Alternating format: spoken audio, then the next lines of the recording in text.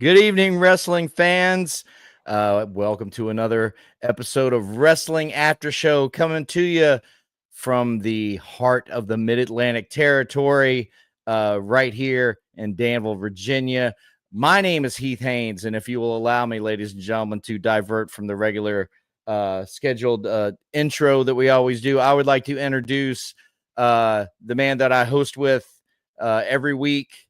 He is Survivor Hall of Famer. He is House of Villains cast member and new Boca Raton Championship Wrestling Cruiserweight Champion. Ladies and gentlemen, Jonny Fairplay. The champ is here. How you doing, champ? Look at that. That's some hardware right there. This thing is about 20 pounds.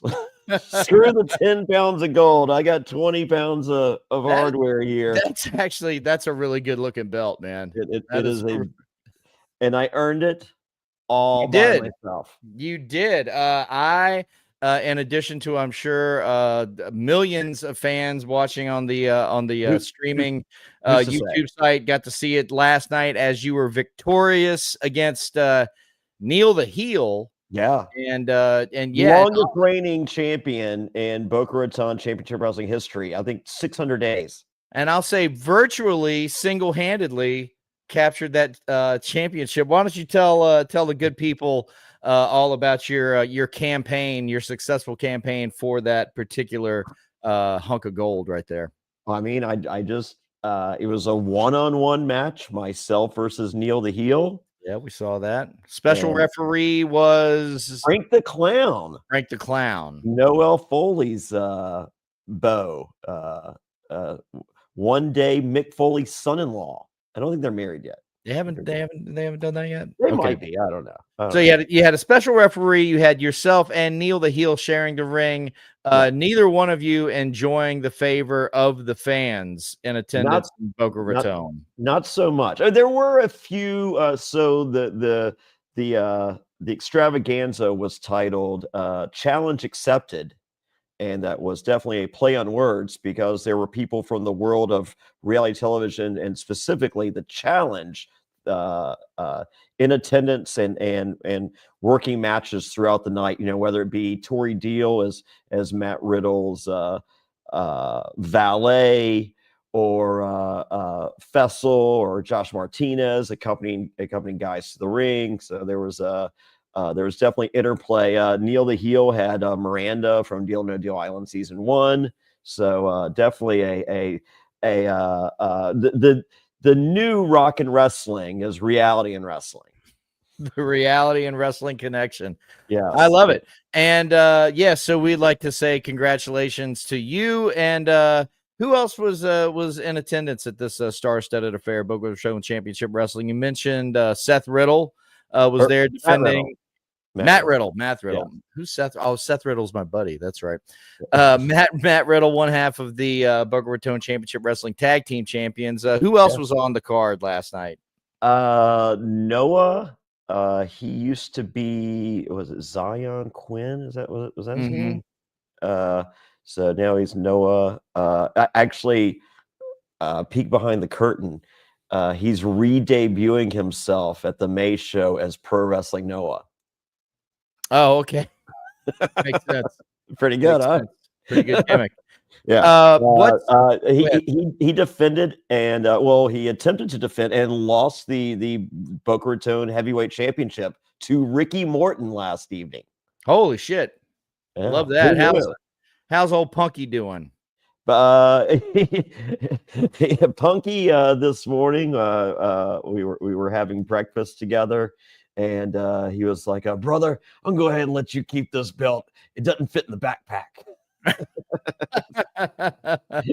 Jonny Fairplay could not be stopped from taking his champ. And I too did not have room in my suitcase and wore the belt to the airport. Fantastic. Yes. So how was that getting through security? They kind of pushed me up to the front, signing autographs. Felt like I was doing a meet and greet. The champ is here. The champ is here. You know, I will share this. This is from post match. Okay. Here we go. How's that? Look at that. That is tremendous. Revelry modified right there. I know it. Did you knock back some Fireball with Ricky Morton? No, those are just beers. Just So we beer. were at the Yard House, so they had the yard beers. Sure. I was in a lot of I did pretty good in the match, and then post match, walking to the bar directly next door to the venue, I was wearing flip flops as you saw in the picture, and walking on cobblestone sidewalk, rolled my ankle. There you go. There you go. Yeah. So Well, totally sober, 100% sober at that point. Well, if any of the audience wants to actually see your in-ring exploits, where should they go on YouTube? I'll put a link here in the show notes. Okay. Just be forewarned that maybe the Island Boys, part of the Sons of Boca faction, as Neil the Heel refers to as Timu Bloodline. Okay. There may have been some, but an Odyssey Jones did come out at some point, I guess, on my behalf. But I really feel if you watch and analyze the match, even though it did turn on from 1-on-1 to 3-on-2, I feel that I carried it. Well, wrestling fans, you be sure to follow the link in the description to witness firsthand the in-ring expertise of our own Jonny Fairplay. Did you hear the star rating on this? The star rating? Yeah. Is that the star rating with 1 star, or is that the star rating with 2 stars? Like, what would that's, in my mind, that's what Dusty Rhodes would think of a match. So which 1 R or 2 R's? Well, it's 1 R, but it's 1 R. But like the Meltzer start, like okay. I judge by the Dusty Rhodes, star rating. That's what I like to think about. That's fine. I always thought the extra R was for Ric Flair, or copyright from the TV show he ripped it all up. But I am wearing the shirt. You are. I am. Mine. Yes, I don't know if this is true. Rumor and innuendo at purely reckless speculation, if you will. Word on the street from my boy Joey Numbers at the Port Authority: 7 stars my match. 7 stars. 7 stars is what. Meaning at the end of it, when you were looking up at the lights, there were 7 stars circling your head because you were in such a concussed state. Perhaps. That was the rating. It's the match rating. 7 stars. Yeah. No, people confuse me with Kenny Omega. I really believe. Well, yeah, I can see that with the hair. Yeah. And the general aura. Well, yeah. I feel 1 week after the diverticulitis. A week after the surgery, probably pretty comparable. Yeah, he did lose a good deal of his inner organs, and you can say that you were born without a heart. So there's the correlation. Tomato. 7 there it stars. Is. So you want to stay tuned right here, wrestling fans, to hear about the perhaps the future adventures of our own cruiserweight champion. But ladies and gentlemen, there's a lot to talk about in the bigger world of professional wrestling, and we're going to do so in sort of this action-packed episode. We are recording this, of course, right after the airing of the Monday Night Raw on Netflix tonight. And so we're going to talk about that main event. But before we get in all that, I would like to invite anybody that's watching live to go ahead and leave a comment, or maybe slip us a little. How does that work with the super chat? Super chat that thing. Super chat. Jonny Fairplay will read your comment. Okay, yeah. I'll read the jabroni comments, and Jonny Fairplay will read the super chat comments. So let's keep Johnny busy tonight. And always like the video, subscribe to the Reality After Show channel. We are merely one program in the vast galaxy of programming that Fairplay's got over there on the Reality After Show YouTube channel. If you're listening on one of the myriad of podcast platforms we're on, leave a positive review. Yeah. Stars. Speaking of 7 stars, leave 7 stars on this thing if you're You listening. can leave a on, negative review. It helps the algorithm. It doesn't matter. We're talking about engagement, ladies and gentlemen. Yeah. We would prefer positive, but I don't care. Good news, bad news, either way, it's engagement. Yeah. So yeah, let's just jump into it. We just witnessed sort of an epic main event on Raw. Seth Rollins and CM Punk in a steel cage in Madison Square Garden in front of, depending on if you listened at the beginning of the episode or somewhere towards the middle, or whoever CM Punk was listening to, or Cody Rhodes, for that matter. Yeah. There was a shit ton of people there. It started at 19,000. Yeah. And then it was, which 20, I thought sounded high, because I didn't think Madison Square Garden held 19,000. I thought it was more around 17, 18. But they did take out. They didn't do a stage tonight. They did that limited production, the smaller screen. So maybe they were able to squeeze some more in there. So and Cody said what, 16 or 17? Yeah, and he was corrected. Yeah, immediately. Yeah. Thanks, Michael Cole. Biggest gate in the history of Madison Square Garden. So I didn't think much of everything else that was going on in the show. Everything was easily overshadowed by the main event, which I thought was incredible. I loved right off the bat. It had that, they always say real fight feel. These guys, it wasn't just the real fight feel. It was like they were fucking fighting, man. And it did not look great, a lot of it, but it felt super real. I love that. Yeah. They got, I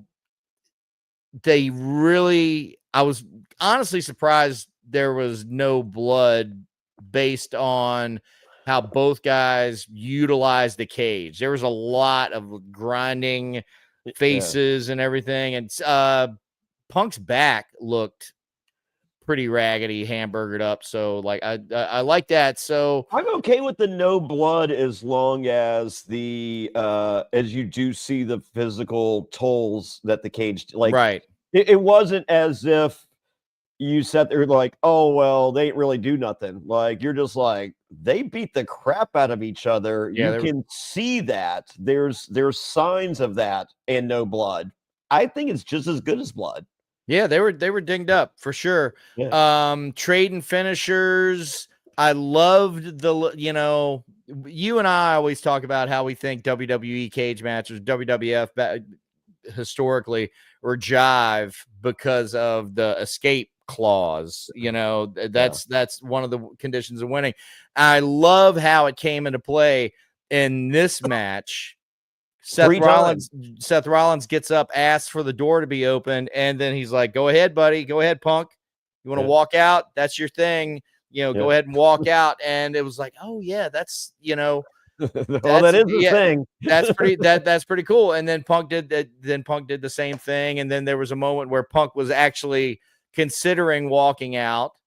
And Rollins was like, he felt he had delivered enough damage. Well, that's the thing. It's like, I started thinking about that winning condition tonight, because it's not so much necessarily, well, it's how you look at it.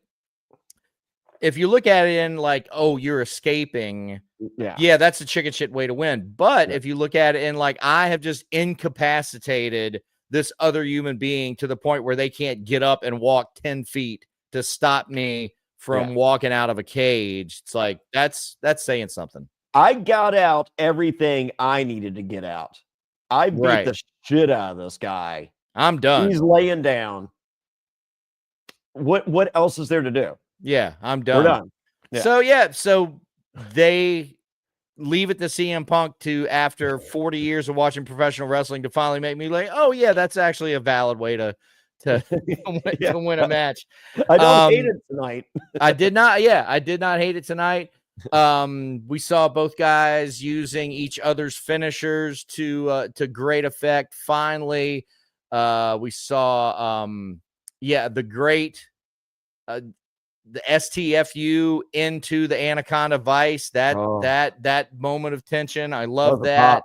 That was a pop right there. Love the teasing of the elbow drop off the top of the cage, which led to, go ahead. Well, the top of the cage, it led to the fighting, and it led to that drone shot. That was awesome. That was awesome. I was literally squeamish watching it. Whoa. I mean, it was It's a good like, thing they have those chains up there now. yeah. To hold on So, no, it like you got one guy that lays in something just a little too good, you're dropping. Yeah. So because you had Seth bracing with both arms on the base of the top of the cell or the cage, and then you had Punk holding on for dear life to that cage from the corner, and the chain from to the cage, and I'm just like, all it would take. you don't have to make this look as good as you think you need to make this look. It looks pretty good. I'm okay with, Night of the Skywalkers, like, whatever, we're good.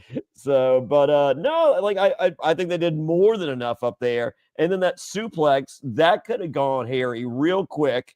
And it looked like it almost did, and it was beautiful. And that's the bump that that Ray Traylor, Big Boss Man, took from Hogan on Saturday night's main event, the superplex off the top of the cage. Yeah. So yeah, as always, and they were mentioning a lot of the historical facts during the show about like his great cage matches. They said there was going to be Macho Man highlights from a cage. I don't remember seeing it. It was Macho Man and Ted DiBiase. Okay. They showed it. Yeah, they showed it. Okay, because I'd gone to the bathroom. I'm guessing it's when I went to the bathroom. I did think that they could have picked two other cage matches that didn't feature. Well, one was the Snuka jump off the top of the cage, Morocco, yeah. Noted murderer Jimmy Snuka, and then Ted DiBiase, noted welfare scammer. And featuring some steel cage match footage of him. So I feel like out of the pantheon of superstars that have participated in steel cage matches, it wouldn't be too hard to like not pick guys that are notorious as Snuka and DiBiase. But who's to say? Here's two guys, right? Those guys. Oh yeah, Dynamite Kid. He's never pissed anybody off. Well, these are the ones from Major Figures. Oh, fantastic! Are we doing a plug right now in the middle of our thing? No, I just got them. So it was an early birthday present. My birthday's in 47 minutes. No shit. Yeah. 50 world champion of Boca Raton at age 51. And you're spending it with me. I feel so honored. I'll be done by then. Is that we're getting the hell out of here? Well, in the spirit of getting the hell out of here. I think I'm bowling tomorrow. Would you like to go bowling? Nah, bowling's not for me, but have fun. Okay. Well, and my gift to you will be powering through this podcast so you can get on with your life. So we get down to the end. They're trading each other's finishers back and forth, and finally, I tried to call him Riddle. What is the deal? Norman Rollins hits the curb stomp, and then he hits the super curb stomp off the middle rope, I believe. And the doors open, and he's laying there, but he's taking a moment to just luxuriate and reflect in the fact that he truly has vanquished his number one most hated enemy, being CM Punk. And then you start to hear that roar from the crowd. Oh yeah, I was just like, does Roman work Mondays? I didn't feel like Roman worked Mondays, but I guess Madison Square Garden is a different kind of Monday. Well, I mean, he worked the first Netflix Raw, so that's been he shows up on Monday. That's precedent. Okay. And with seeing as how the last time we saw Roman Reigns, it was centered around these two individuals. I had a pretty strong suspicion that he would be showing up, but I love the way they did it. No music, commentary is obviously they're looking at their screens. The camera shot, he's out of the camera shot, but everybody in the arena saw him. So he might have just come down the ramp. I don't know. I think he just came down the aisle. And jerks Seth Rollins out of the cage. Both feet hit the floor. He's your winner. And then he proceeds to wreck shop all over Seth Rollins, which I thought all his shit looked fantastic. Rocking the new T-shirt. It's not the original Tribal Chief; it's the YTC. So I'm thinking, I guess that's your Tribal Chief. Is that your understanding? Chief. Yeah. Completely beats the living shit out of Seth Rollins. It looked awesome, super over with the crowd. He's gonna go for some sort of stomp or something on top of the steel steps, like Seth did to him at the Rumble. He's stopped by Adam Pearce and all the producers Williams, and everything. The Hurricane. We get to see all those guys on the reg now, even more than when they were actually like on the show as wrestlers. I feel like I think Petey Williams is definitely getting more airtime. I feel like there's more Jason Jordan. For sure. I'm not seeing Abyss. Where's Abyss?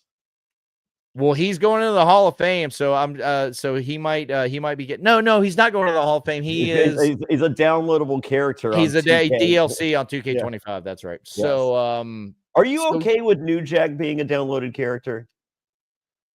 I've got a lot of thoughts on 2K25 that we can get to in a dedicated segment, but let's get through this thing real quick. Roman's going for the thing. He gets stopped, and so Roman had an undercover entrance.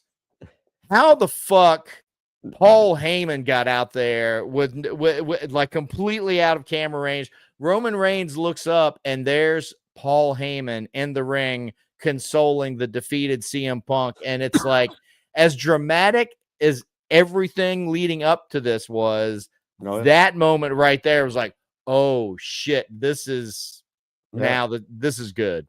How about? And it wasn't a talking to. It wasn't a hey, what are you doing? It was, I'm gonna beat your ass. From who? How so? I'm sorry. From Roman Reigns to Punk. Oh yeah, sure, yeah, indeed, and like you thought, like, when he comes to the ring, he sees it, like, what are you doing?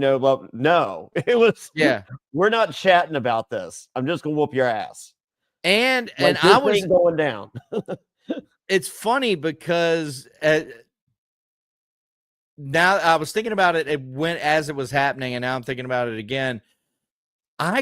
Once I saw Paul Heyman, I kind of didn't lose interest in Roman Reigns, but like my main focus became, what kind of face is Paul Heyman gonna make? And so like after like Roman did whatever he did, I wasn't like, that's why I forgot just what he did, because I was just waiting for, oh holy shit, what's Paul Heyman's reaction going to be? So obviously we have these three guys that are all involved with each other, and the most likely outcome is a triple threat at WrestleMania, we're thinking. And I had a particular idea last week that I shared with you. I feel like a triple threat with these three guys makes sense, and that they all have history and issues with each other, but it just feels like there's not really anything at stake. And as I was thinking about that, it's like, okay, well, what could be at stake? Well, what if this is the night one main event, or it occurs at some point on night one, triple threat with Seth Rollins, Roman Reigns, and CM Punk, and the winner gets added to the World Heavyweight Championship, or the undisputed championship match on night two, and that would add some stakes. I don't know how they get there as far as like how that would make sense. I don't think they do. And I was in the same boat as you, as it's just like, hey, like, what is at stake? But tonight I'm watching, I'm like, you know what? These are the three biggest guys in the company, technically. Outside of Cody. So, but as much as it pains me to say it, do they really need to be fighting for anything? Aren't they just so grandiose and magical that that's enough? Because tonight, I didn't feel slighted by seeing the three of them interact. Right. I mean, that's a story I think they could tell. I think it would be, I mean, for me, I still, I think it would be more compelling if they That's were that's where I fight. was at. Yeah. I was there until tonight, and I'm just sitting there digesting it, and I'm just like, are these three guys bigger than a belt? I mean, I coming from a champion and where belts mean everything in my life, Indeed. uh, I was just like, it pains me to say this, but I think this might be okay because they're just that Yeah. big. It could be. It could be. You know, it's all in how they decide to tell it. Yeah. And so yeah, but And I don't need 4-3. I don't need Heath Haynes 2K25 booking for WrestleMania with 4 three-way dances. Oh, dude, it's funny that you bring that up because as we've discussed, my booking philosophy for 2K, well, my booking strategy for 2K25 is just get everybody on the card. So there's a lot of fatal four ways. They have updated 2K20. They have updated my GM and 2K25, and the updates are so complimentary to my strategy. I feel like they've like, you know what, that guy knows how this game is played. We're gonna make it even better suited for his style of play. So yeah, I love the updates to 2K25 my GM, but that's another issue. Yeah. I think we're gonna get this triple threat, I think we are and too. now we just have to look at, okay, what are the other possible triple threats, and how do we, because because you're right, there shouldn't be two triple threats, much That's less where I'm at. 3 and Like, 4. I feel 2 is too many, and I think we're getting Bianca, Yeah, that was Io, teased tonight as well. and And Rachel, and I'm just like, okay. I yeah, don't think Sammy's why does Sami Zayn get left off of WrestleMania? so you're looking at Sammy, Kevin, Randy, Bianca, Io, Rhea, Punk, Rollins, and Roman. So that's 3 right there. Yeah. That are conceivable triple threats.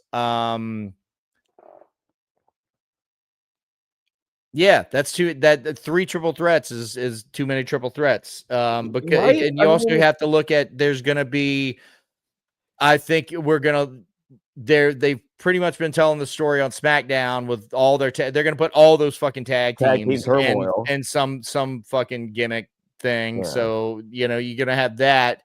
It would be great, and then you got to look at, like, you know, one of those mid card titles. Well, yeah, another triple threat would be, Penta, Braun Breaker, And um, Ludwig and Kaiser. Ludwig Kaiser for the Intercontinental belt. But they do have the Sheamus Intercontinental story that I feel like they're probably going to get back to that for WrestleMania time. So Really? I feel like yeah, I've heard this. Can we end this story, please? I I think love Sheamus. I am the biggest Sheamus fan you'll ever meet, and I am beyond over the Sheamus I IC think title quest. I think they're going to go back to it. It's not front and center right now, but I think they are gonna get to that eventually. Yeah. So if they decide to do stakes for the triple threat, I think I'd be happier if as opposed to them not having stakes for the triple threat that we're talking about. But it does work either way for me because of the gravity of the 3 guys involved. As I said, tonight really sold it for me. I'm just like, God, these guys are just so gigantic. So, like back in say Hogan's out of the world title mix in the 80s, like, say what you call it, Warrior has the belt or something. You could have done Hulk, DiBiase, Macho Man, and no one's going, well, how can you do that? Because there's not a belt. Right. You could have. And I think these guys are just as gigantic star-wise as you know, Hulk, DiBiase, and Macho Man. Well, think of all the Piper matches at WrestleManias through the years, and like how many of those like didn't involve a title. So Well, you know, and because he wouldn't let them. They're like, hey, they tried multiple days. Tell me, there's like multiple times. They're like, hey, how about we put the? He's like, I mean, he was Intercontinental Champion for a time. For a minute, he hated it. He was just, he goes, I don't want to carry it my carry-on. It's extra luggage. I got to pay for another bag, and he was like, it's not real. It's a prop. I don't need it. Not like the Boca Raton Cruiserweight Championship. I mean, this earned, sir, earned all by myself. Indeed. So, 50 years old at the time. Yeah. 51. Yeah, getting ready to be fit. Yeah, on the eve of your 51st birthday. Sure. So anyway, other notable goings on. Speaking of Bianca and Io and Rhea, we finally got the realization, the confession from Naomi. She did it for The Rock. In a super emotional segment on SmackDown, that she indeed was behind the attack on Jade Cargill that took her out low these many months ago. And were you able to finally see? The last time we spoke about this, you had not seen this particular segment. Did you? You were able to catch it? I saw it. She had the bedazzled neck brace, and then Jade proceeds to whoop her ass. What is there even a match left for this? Yeah, that's to cut to the chase. Well, a couple of notes I would like to mention. The actual acting of Naomi and Bianca, the portrayal of all that raw emotion, you gotta hand it to them. That I mean, that takes some skill to convey that, to get to that place with yourself emotionally, to portray, you know, that kind of emotion. So like, hats off there. It felt a little, I don't want to say unearned, but not truly knowing more of the motivation behind it and more about the relationships. I think would have given it a little more gravity, but the actual, for what they did on screen was amazing. And the little bit of a motive and justification that we got from Naomi, I thought really made sense. She was like, hey, I did this for you because Jade's been out here riding your coattails all this time. You've been doing all the work. She's been taking the glory. I think there's a nugget. That's the big like storyline takeaway we need to take away from this segment, that could lead to motivations down the road. Now, getting to what you just mentioned, Jade comes out. They exchange, Bianca and Jade exchange a look on the ramp, which I think could be interpreted in a couple of different ways. One of which is like, bitch, I'll deal with you later. Yeah. And then another moment was another interpretation of that moment that my buddy Greg had was, and I hope I'm phrasing this right, was kind of like just like an acknowledgement of like, hey, you have to go do what you're getting ready to do, and I'm not going to stand in your way. Like Bianca to Jade. But then Jade proceeds to go down there and kick the total fucking shit out of Naomi. And that gets me to what you just said. There's no match there.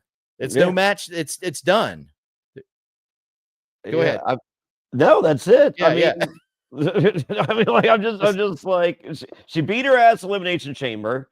Oh yeah. Like, and so I felt like if I'm writing Friday night, Jade comes out, we have the reveal, I did it for The Rock, I did it for you, Bianca, blah, blah, blah. Jade comes out, Naomi takes off. Mm-hmm. Why do we need the beatdown?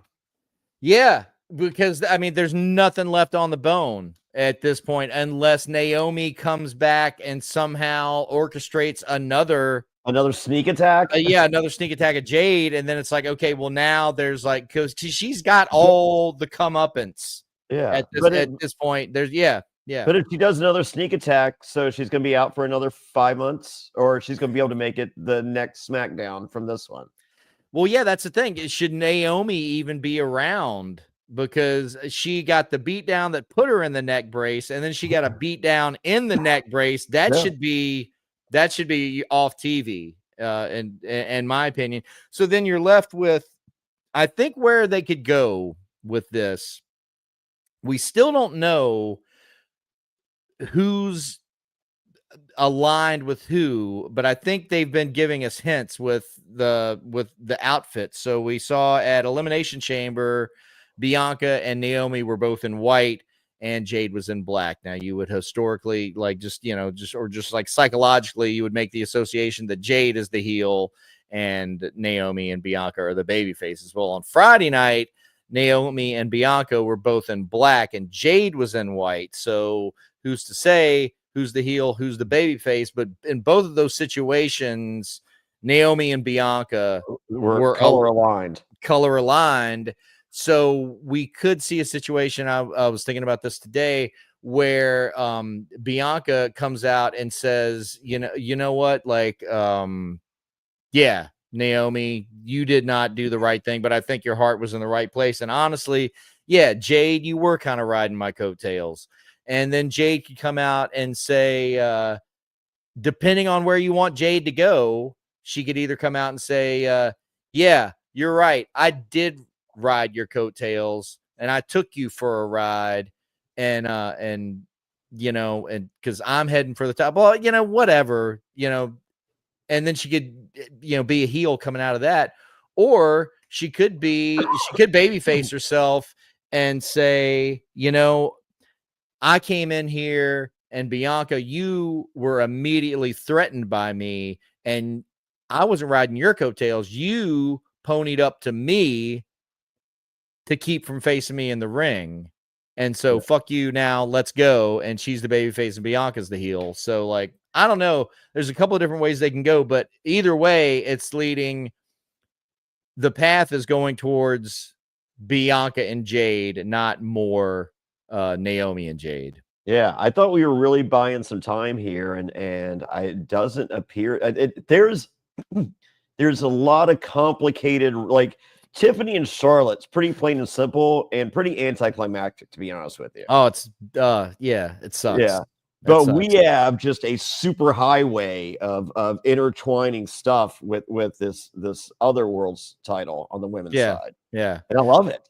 I'm not mad at any of it. It could be good. We got Rhea coming out tonight, and is this the beginning?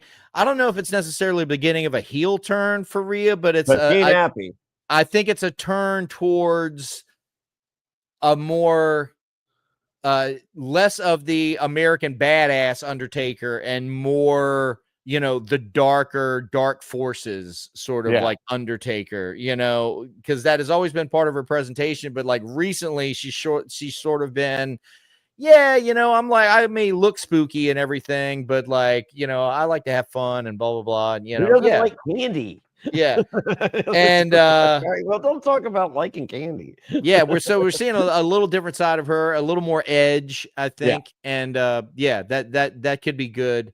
So yeah, obviously they're teasing the triple threat with surrounding that championship. So yeah, and that definitely gained some steam for me tonight.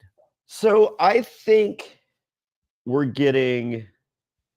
that's going to be a three-way dance, and I think Roman, CM Punk, and Rollins going to be a three-way dance. I'll allow that if they're on two separate nights. Yeah. And Sami Zayn special guest ref. Wow. And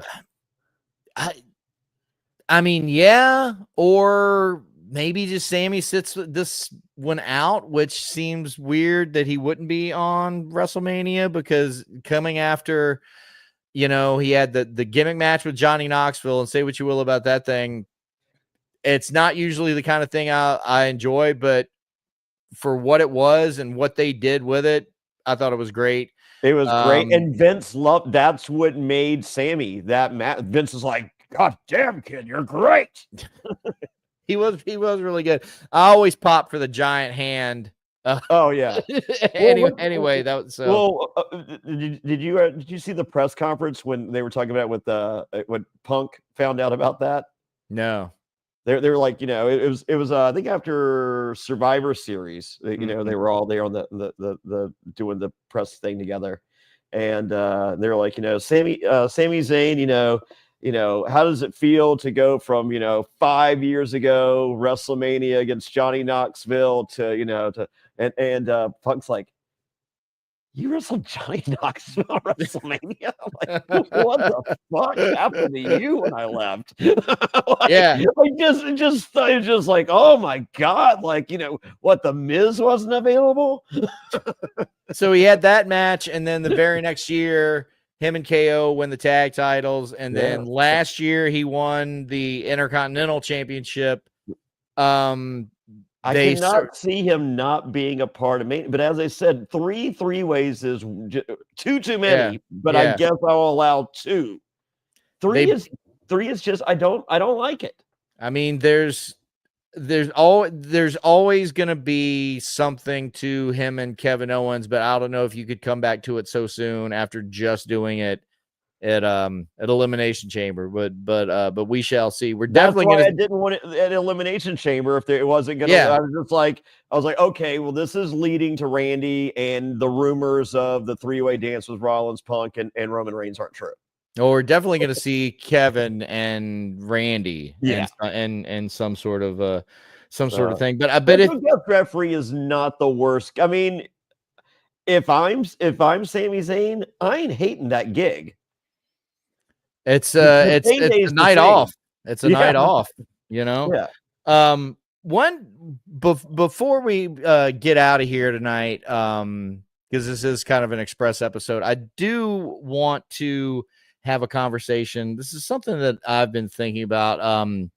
We've been seeing a lot of backstage, behind the curtain items recently.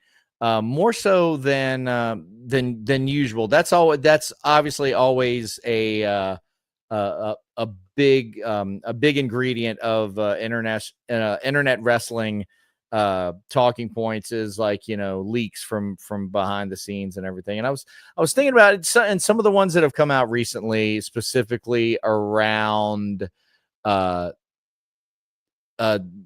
Johnson, The Rock's involvement in WWE right now, information supposedly coming to light that he wanted, his original plan was he wanted Cody Rhodes to turn heel and align with him on the road to WrestleMania, and Cody saying that doesn't work for me, brother. And then John Cena, they pitched him the heel turn, and then he said, yeah, okay, yeah, I'll do it. And but then they were planning on doing it at WrestleMania, and for some reason it got moved up to Elimination Chamber. So just like all the stuff like around that. Yeah. And then we've also heard going back to the Jade Cargill thing, we've heard that she's got major heat backstage with a lot of women, got into a physical confrontation with Shayna Baszler that led to her storyline removal. We talked about that when it happened, where it's like, why do you like just create a bunch of fake injuries for this person to just get them off TV? Is she legitimately hurt? Because like a lot of times, if there are legitimate injuries, we will hear about them. But that was so staged and fakey. It's like, why would that happen? And then we start hearing, oh, she's not really hurt. And then some people are like, she is hurt. So all this extra level of information that is available, that to a certain element of wrestling fandom that we avail ourselves of, it's all out there. And it got me thinking, like, why do we know this stuff? And it's, it's from leaks, it's from backstage sources or whatever. And I started thinking about it, and I was like, going back to the why is like, what if all of this backstage information is just another level of narrative, another level of storytelling, part of the work that WWE is using to appeal to perhaps a smarter fan, somebody, you know, who thinks they know the business, And they're working and them with the leaks. exactly. So we're able to, so specifically with The Rock. So We're if you're aiding and abetting their storyline. so if you're just like your casual fan and you're watching Friday Night SmackDown, you can tell just from the broad strokes that The Rock is the bad guy, Yeah. Cody Rhodes is the good guy, and now John Cena is a bad guy. And we like Cody, we don't like The Rock because he wants Cody to sell him his soul, and that's bad. That's all bad. And he hangs out with Travis Scott.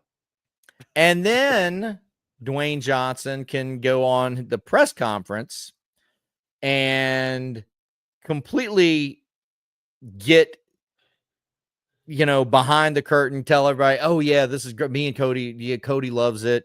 And we had some tequila afterwards, and just all the myriad ways that Dwayne Johnson breaks kayfabe in these press conferences. And so people like you and I, who are smart to the business, The Rock gets heat with us on a whole different fucking level because we're like, fuck this The Rock guy. doesn't get heat with me. He gets heat with you. He doesn't get heat with me. He gets heat with, okay. So case in point, let me ask you this. What if the stories were true that The Rock comes in at the 11th hour before WrestleMania this year and is just like, fuck everything that you guys have been working on all year. Sure. This is what I want to do. And I want Cody Rhodes to turn heel and align himself with me. And that's the plan. Let's go. That doesn't get heat with you? Yeah, that gets heat with me, but The Rock, the Rock press conference stuff doesn't. I roll my eyes, like the whole thing. The Elimination Chamber is like, yeah, like, so we weren't sure how the crowd was going to react to the Cena heel turn, so we were ready to pivot if they had cheered it, whatever. But I'm just like, no, you weren't. Yeah, that's you weren't. So basically, you went WrestleMania 18. You understand my hypothesis that I'm proposing right now. How like all this backstage stuff is just another layer of narrative to appeal specifically to nerds like us who like to talk about wrestling on a granular level. And you do know what they know backstage, right? I do know this. What's that? They know who's going to win before the fans, as we learned at AEW. Yeah, well, that's another whole thing. Thanks, Babs. As per usual, AEW takes something the WWE is doing it and just completely fucks it up. But yeah, I'm whether or not I'm right, and I think there is. I think we're getting sophisticated booking from Triple H, and it's elements as easy as the cell phone footage of KO attacking Cody, exactly, and leaking the Rock stuff and leaking the Cody stuff. So I think there's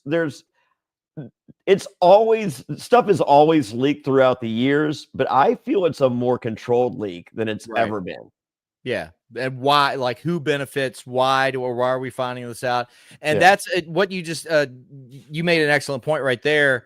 The fan cam stuff to launch the KO Cody feud. That's the perfect example. So like, if they're going to go to that level and have this angle with no fucking cameras around and just trust that people are going to shoot it themselves and that's how it's going to get out, that is a very sophisticated way to portray realism and get stuff out, in the 21st century.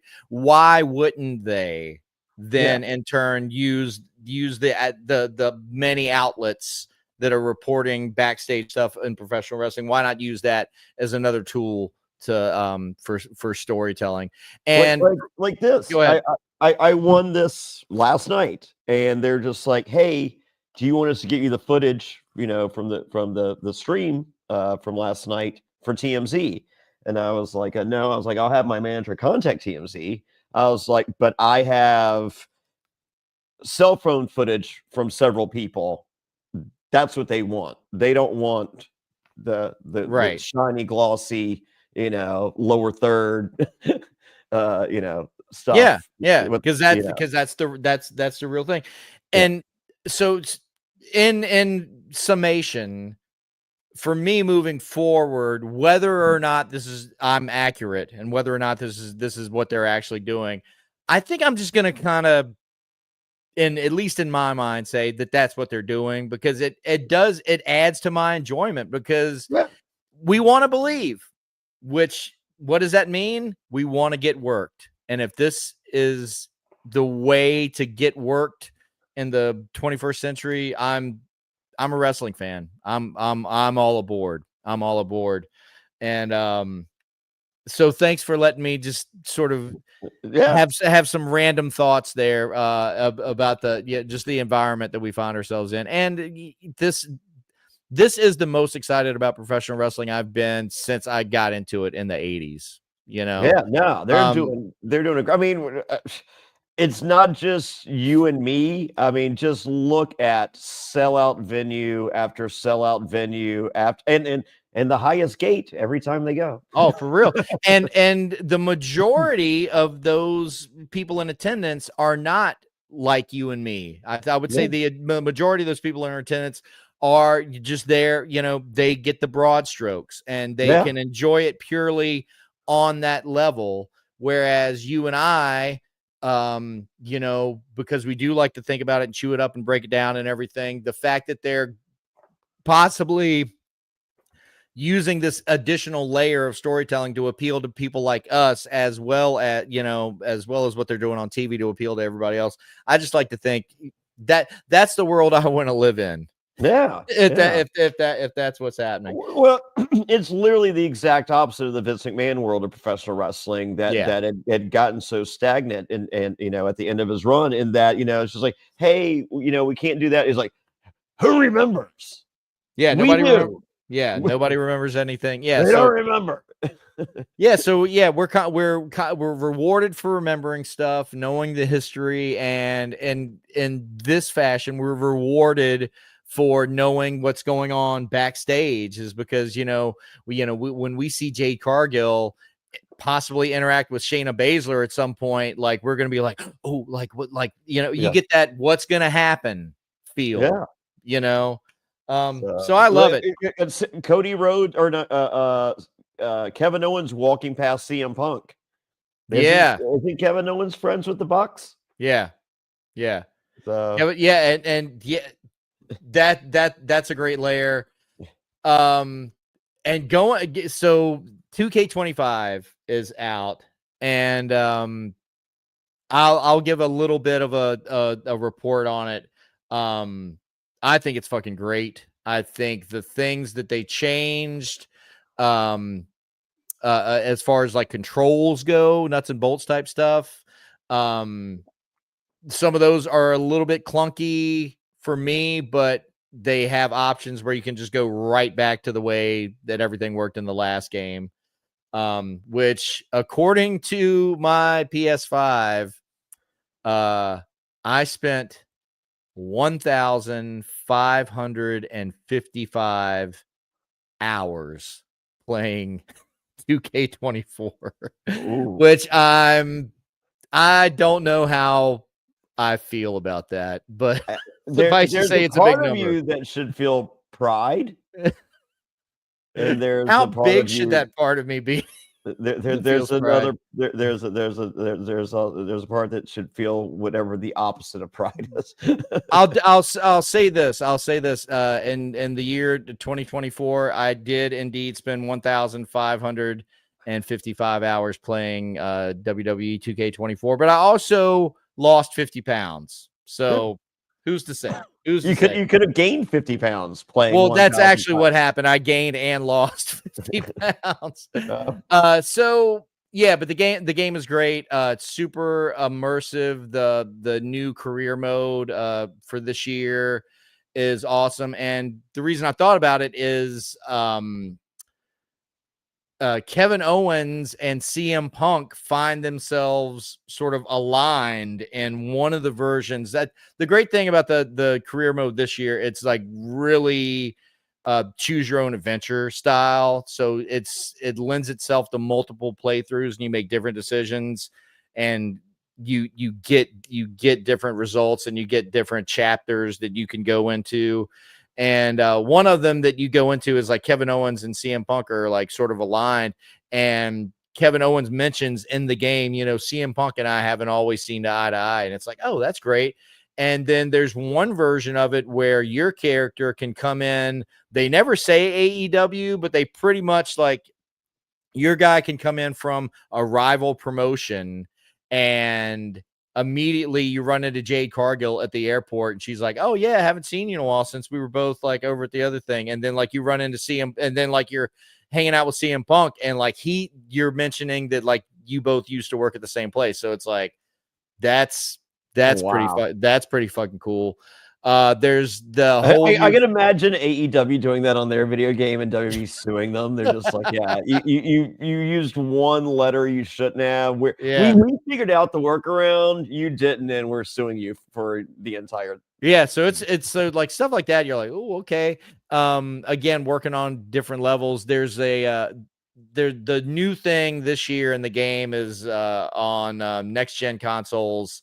It's the island. Yeah. And it's kind of like the career mode, whereas like you create a person, you create a character, and then you go on like different adventures, but it's like the fantasy element is super heightened. But it's a lot of fun. And it's like an open format, an open world. So like you're just kind of walking around. A lot of times it's like, hey, go find this person, talk to them, and then they give you a mission and blah blah blah. But that's been a lot of fun. The GM mode, all the changes to GM mode they've done this year are make it way more immersive. And it's totally suited to like my strategy of playing. So I love that. I haven't fucked with the showcase mode. And that's like the history of the bloodlines. And so that's where you can like unlock a lot of characters and play as, I think you play as, the Wild Samoans. You play as High Chief Peter Maivia. That's where you unlock Sika and Alpha, obviously, and like Captain Lou. But the most online complaints I've seen about the game so far are about that mode, so I think I'm going to save that for last. But anyway, if any of you out there were on the fence about 2K25, I'd give it a hearty recommendation. I think it's Jeff awesome. Hardy recommendation or Matt Hardy? This will let's say Jeff Hardy. Okay, the good one. Oh wow! Jeez, shot fired. It's okay. It's okay. So anyway, we're creeping up on it right now. 6 minutes. Yeah, 6 left minutes. in your 50s, and you'll still be in your 50s, but you'll officially be 51. Yeah. We're gonna let you get to it and celebrate. I'm going to celebrate by I won my first ever championship last night. Got back from celebratory activities around 1 a.m. last night. A 6:30 a.m. wake up call to watch Australian Survivor and do a podcast. To which I've been flying all day, and boy, are my arms tired. And I will be waking up at 7 a.m. this morning and watching Australian Survivor again, doing another podcast, and then hopefully working in a nap because, us cranky 51-year-olds get. And then I think I'm celebrating with a little bowlerama. Let's get some bowling action in there. You'll have to let me know about that. I won't actually be participating in any bowling, but I might actually enjoy the social aspects of at Riverside. Yeah, because I had the option of they have cool. the duck pin bowling at the River District place, but then they have Uh-huh. I think I want regular, but then I remembered I rolled my ankle. I'm just like, this is all gonna suck. Okay. It's okay. I can phone it in on the delivery. Yeah. Well, fair play. Just on behalf of myself and the Wrestling After Show audience, happy birthday, brother! And congratulations on your big win in Boca Raton last night. Thank you. I am bruised up. I'm like so. It was 87 degrees in Florida yesterday. I walked 2 miles to the beach in flip flops and a speedo, and no sunscreen. Mistake number one. And then I just have bruises where just people grabbed me and chopped me and everything else. So I am a mess. You did take a classic ass whooping last night. I will tell you that. And but you look damn good doing it. And proof's in And the the Bret Hart pudding. clothesline, the sit out clothesline is one of my favorite moves as a. You did get some offense in. You did get some offense in. Well, proof's in the pudding, and you got the hardware to show for all your efforts. So congratulations on that. Congratulations on your birthday. And for that, ladies and gentlemen, I think it's going to wrap up this episode of Wrestling After Show. Once again, please like, share, subscribe the video and the channel on YouTube, and leave a positive review on any of the podcast platforms you may be enjoying us on. Do you got anything to tell them, Fairplay? Go to JonnyFairplay.com, get a cameo. That's the best birthday present you can get me, is get a cameo from me for you. And ask me to hold the belt in the championship. Belts hold up your pants. But ask me to have the championship in the cameo. I'm sure that'll be a big pain in the ass. So yeah, cameo.com/JonnyFairplay. But I'm off to Australia on Thursday. I'll be gone for a week. We'll see. We'll try to get Heath out there without me. But worst case I might be flying solo next week. But or we may be off. It might not work out. We shall see. Stay posted, and we'll be sure to let you know. But ladies and gentlemen, on behalf of the champ, Jonny Fairplay, my name is Heath Haynes. Thank you so much for tuning in to this episode of Wrestling After Show. We'll see you at the matches. Bye, everybody.